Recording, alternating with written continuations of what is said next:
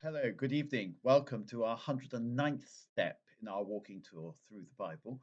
And here we are at the first book of the Kings, chapter 19. And chapter 19 represents a complete reversal of fortune, as they like to say, in the story of Elijah. After his triumph on Mount Carmel and his comprehensive defeat of the prophets of Baal, the tables are turned. Jezebel intervenes. She sends a message to Elijah saying, I give you 24 hours and then I'm going to kill you. He realizes that Jezebel is a woman of her word and he flees. He was afraid, we're told, and he flees with his servant to the kingdom of Judah where he can get away from Jezebel. So, Jezebel, it's a bit like a mafia boss. The mafia boss never kills you outright. First of all, he always sends you a bullet through the post. Or in England, I believe, they deliver a memorial wreath to your house with the words in deepest sympathy written on. So they always give you a chance to get out and clear out, to terrify you. And this is what Jezebel does. She sends a messenger saying, in 24 hours, you're going to be like them. Get out. And so he gets out. And he's terribly, terribly, terribly depressed because he gets to Beersheba, he leaves the servant behind, and then he goes out a day's journey into the desert. And he says, he sits under a bush and wished he was dead. That's verse 4. So Jezebel's tried to kill him. He's run away to save his life, but he doesn't think his life is worth saving. He wishes he was dead. Lord, he said, I've had enough. Take my life. I'm no better than my ancestors. Then he lay down and went to sleep. As you know, very depressed people often spend a lot of their time asleep, or some of the time anyway, because also a symptom of depression is insomnia. But he goes to sleep exhausted, defeated, a broken man. Then all of a sudden an angel touched him and said, Get up and eat. He looked round, and there at his head was a scone baked on hot stones in a jar of water. He ate and drank, and then lay down again. But the angel of the Lord came back a second time and touched him and said, Get up and eat, or the journey will be too long for you. So he got up and ate and drank. And strengthened by that food, he walked for 40 days and 40 nights until he reached Horeb, God's mountain. Horeb, which in one tradition is called Horeb, the other tradition is called Sinai.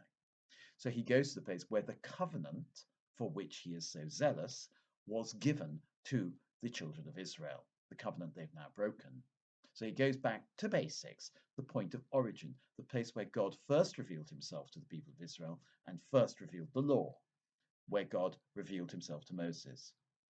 And just as Moses had an interview face to face with God on Sinai, so Elijah is going to have an interview face to face with God on Mount Horeb, the same place.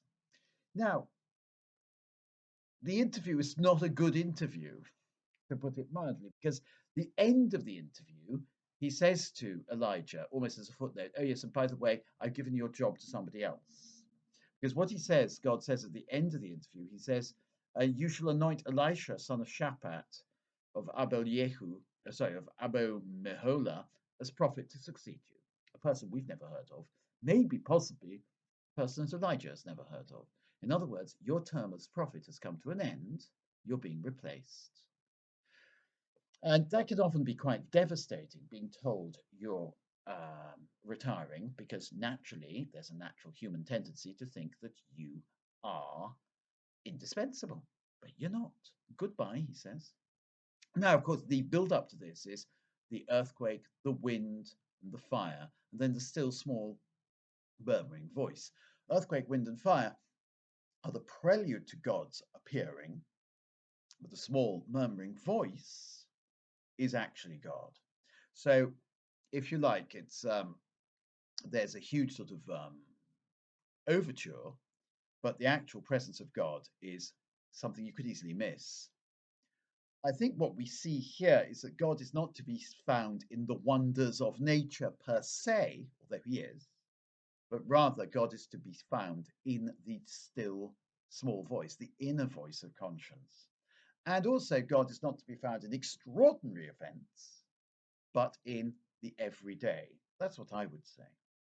Just as the scone reminds us of Holy Communion, and the sustenance we need if we are to make the pilgrimage to the mountain of God could only come from God. The angel, who is this angel? We've no idea who this angel is. It could just be an ordinary bloke passing, who is nevertheless the messenger of God, or somebody who looks like an ordinary bloke passing.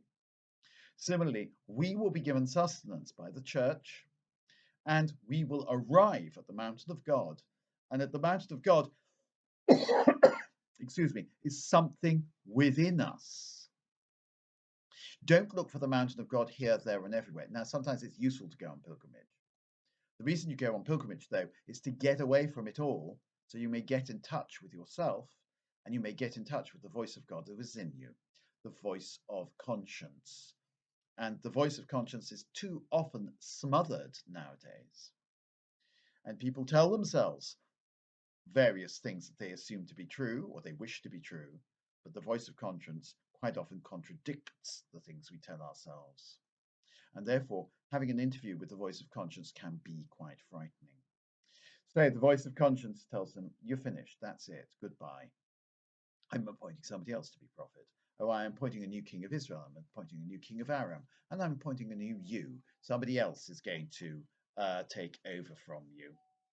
Anyway, what happens next is that he then goes off and he goes to meet his successor, Elisha, and he throws his cloak over Elisha, and Elisha then follows him. Elisha sacked the servant, you remember, left the servant at Beersheba. Now Elisha is the one who is going to be with him as his follower. I think there's something rather strange here happening, and that is what we have in chapter 19 contradicts chapter 18.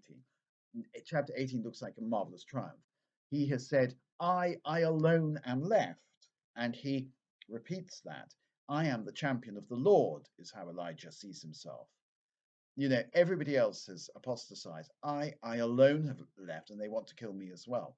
There is, if you like, a rebuke addressed to Elijah. God is saying, yes, you've had this wonderful triumph on Mount Sinai, but in the end, I don't need defenders like you.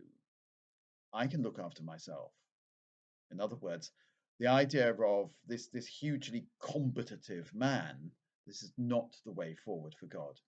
Nowadays, if you think about it, we always, there was a lovely lady I remember once in Eastbourne, and she said to me, oh, I hope the next parish priest, I wasn't the parish priest myself, but they're appointing a parish priest.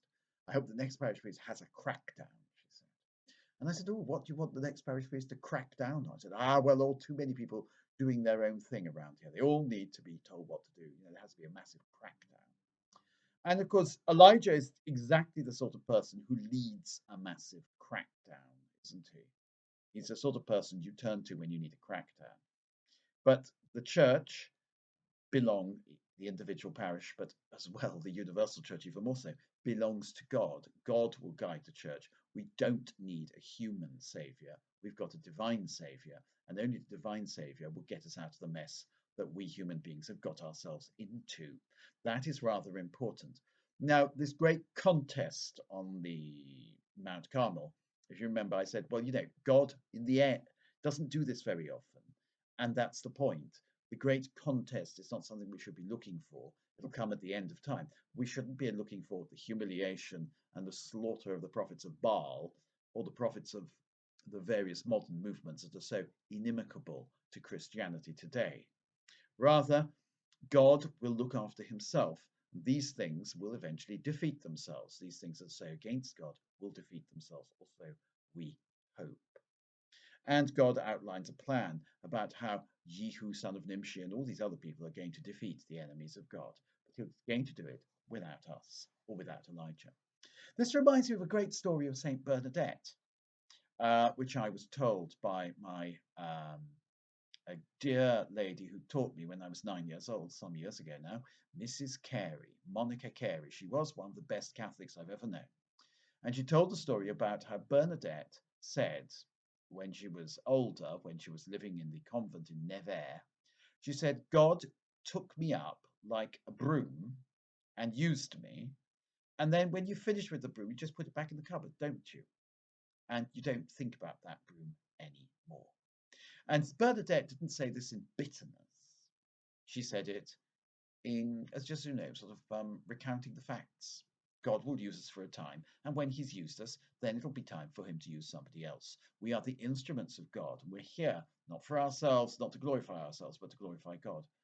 And don't forget, Bernadette, like the prophet Elijah, was the great religious figure of her time. In fact, she still is the great religious figure of our time in many ways, I think. She and Saint Teresa of Lisieux would be another one. People who are taken up by God and then they fulfill their purpose. And of course, they fulfill their purpose in eternity. I think it's useful that we remember that. We are the humble servants of the Lord. So let us serve the Lord. Hope you're having a good Advent. Christmas is coming. All the very best. Bye for now.